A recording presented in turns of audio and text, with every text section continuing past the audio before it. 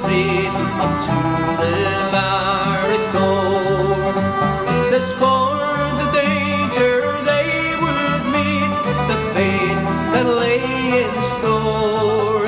They were fighting for old Ireland's cause, to claim their very own. And the foremost of a gallant band sung from Garryo.